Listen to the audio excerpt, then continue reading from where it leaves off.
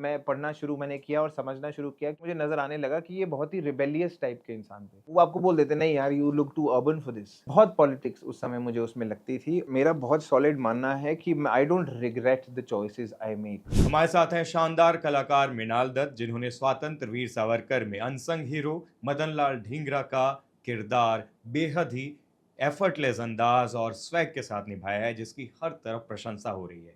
आइए आज उनके जीवन से जुड़े हुए कुछ अनछुए पहलुओं पर उनसे बात करते हैं। कैसे मृणाल आप? Thank you so much, thank you for your time. मैं बिल्कुल ठीक। जैसे कि मैं बोल रहा हूँ, वो अनसंग हीरो मदन जी। लाल ढींगरा, कैसे आपने उसको, क्या मैं समझना चाह रहा हूँ, प्रिपरेशन क्या थी, रिसर्च क्या था? पहले तो बहुत एक्साइटेड था सिर्फ़ उन्हीं के साथ काम करने के लिए। जब मुझे फ़ोन आया पराग मेहता कास्टिंग डायरेक्टर कि रणदीप मिलने चाहेंगे, कहीं न कहीं वही वही वही मेरे लिए थोड़ा एक्साइटिंग था। मिलने के बाद उन्होंने समझाया और उन्होंने अपनी स्टडी और रिसर्च के बारे में मेरे से शेयर किया कि कितना वो इस बारे में अध्ययन कर रहे हैं, और ढींगरा के बारे में उन्होंने मुझे बताया और मुझे ये भी बोला कि ये मेरा फ़ेवरेट कैरेक्टर है, मेरा बस चले तो मैं इसी पे फ़िल्म बनाऊँ। तो जब मैंने घर जाके उनके बारे बारे में पढ़ा तो मैं बिल्कुल मुझे समझ नहीं आया कि ये मतलब अनसंग हीरो तो एक टर्म है जो यूज़ करते हैं ना। मुझे सच में लगा कि यार ये तो हीरो आदमी है, इनके बारे में हमें पता क्यों नहीं है? और फिर वहाँ से मैं पहले ही हाँ बोलने वाला था क्योंकि मैं रणदीप के साथ काम करना चाहता था, बट जब मुझे पता लगा और the gravity of this personality पता लगा, मैं एक्साइटेड तो हो ही गया, बट मुझे उसकी रिस्पॉन्सिबिलिटी समझ आई। मैं मृणाल डिकोड करना चाहूँगा, कैसे रिसर्च किया? कैसे इस किरदार को समझा? सर एक्चुअली पॉपुलर मीडिया में मेरे हिसाब से जब तक कोई चीज़ बने ना, तब तक हम लोगों को उनके बारे में पता नहीं लगता है। हमें भगत सिंह, चंद्रशेखर आज़ाद, गांधी जी इन सब के बारे में पता है क्योंकि हम इतनी चीज़ें पढ़ते हैं, फ़िल्मों में देखते हैं, काफ़ी चीज़ें बन रखी हैं। तो अ, मदन लाल ढींगरा के बारे में ये सब कहीं कुछ था नहीं। कोई वीडियो एविडेंस नहीं थे, एक फ़ोटो है, जो हमारी रेफ़रेंस पॉइंट बनी। तो इस चीज़ में बहुत ज़रूरी ये हो जाता है कि आप उस इंसान को समझने की कोशिश करें। उस इंसान की सोच क्या थी?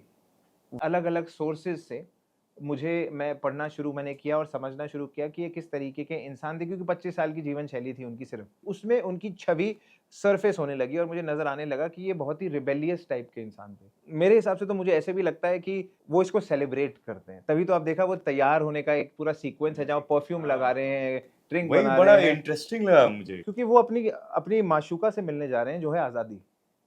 तो उ उनके लिए तो वो इस दिन का इंतज़ार कर रहे थे कि मैं अंग्रेज़ों से खुल के लड़ पाऊँ, इन्हें मार पाऊँ।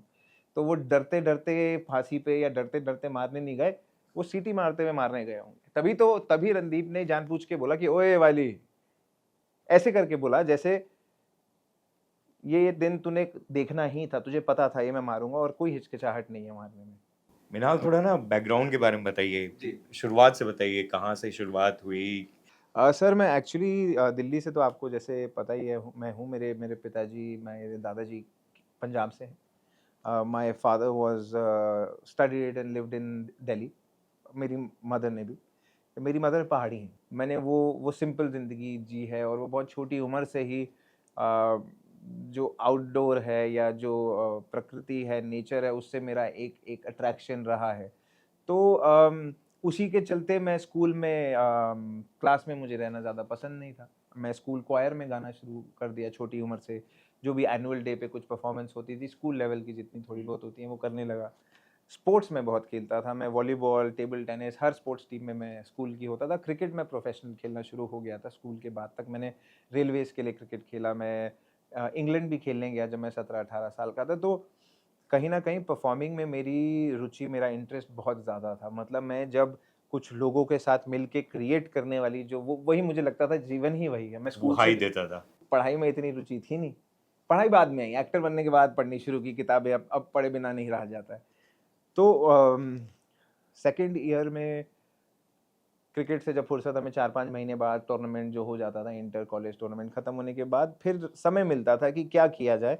तो हमारी ड्रामा सोसाइटी बहुत स्ट्रॉन्ग होती थी और हमेशा एक कोने से ना शोर-शराबा आता रहता। तो मुझे याद है सेकंड ईयर में मैंने बोला चलो अब फ्री हैं, यूनिवर्सिटी कॉलेज का टूर्नामेंट खत्म हो गया, 4-6 महीने हो चुके हैं।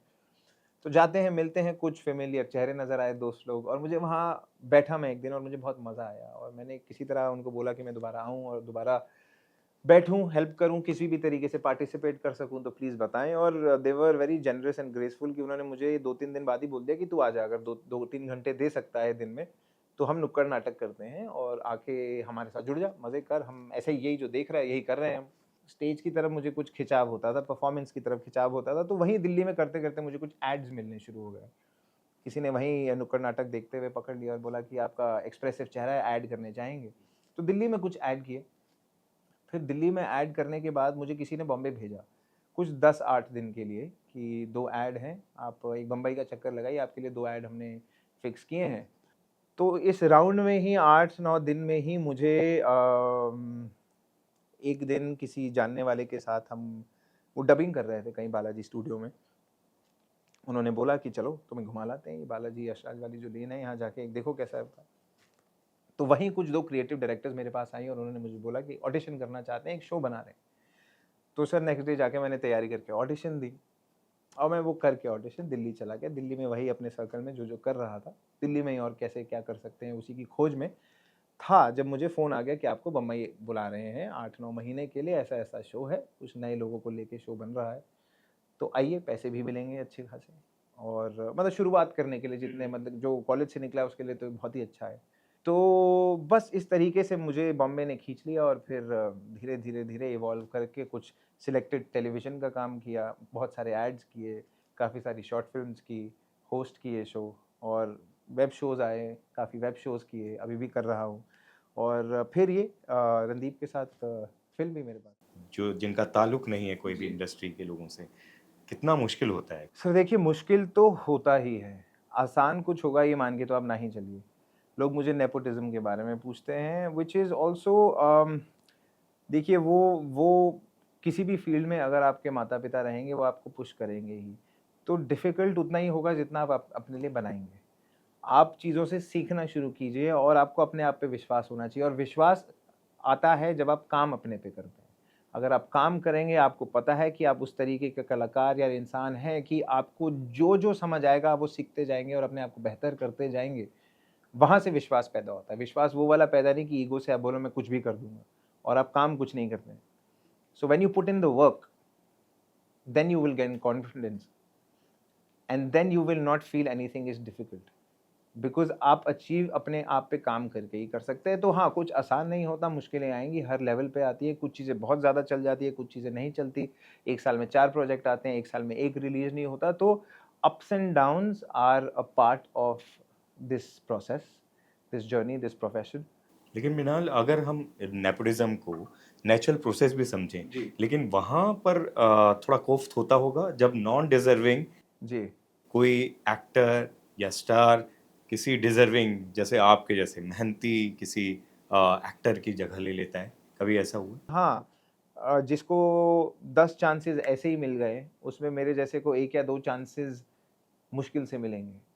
बट ए, फिर वो मेरी मेरी ड्यूटी है कि मैं उन चांसेस को कैसे मटेरियलाइज़ करूँ और कैसे उन पे कैपिटलाइज़ करके उनमें अच्छा परफ़ॉर्म करके उन्हीं उन्हीं मौके जितने मुझे मिल रहे हैं रिज़ल्ट बनाऊँ और उसी से सर ये होता है कि अगर अगर आज मैं इतना तैयार अपने आप को मानता हूँ कि मुझे कल कुछ मिले तो मैं किसी भी तरीके का रोल मिले, मैं उसको अच्छे से निभा पाऊँगा क्योंकि मैंने वो अपने आप को समय दिया है। शायद मुझे बहुत आसानी से मिल जाता तो मुझे उस चीज़ की फुर्सत या समझ नहीं मिल पाती, जो बहुत सारे अब देख फ़िल्मी बच्चे हैं जो बहुत फ़िल्में करते हैं, वो 10वीं 10वीं 8वीं 9वीं 9वीं फ़िल्म है और फिर भी आप बोलेंगे ये मैं नहीं देख सकता परफ़ॉर्मेंस। और जब लेवल्स और टैग की बात करते हैं तो पहले मैं बहुत सारे लोगों से जो टीवी की दुनिया से आए थे उनसे बात करता था।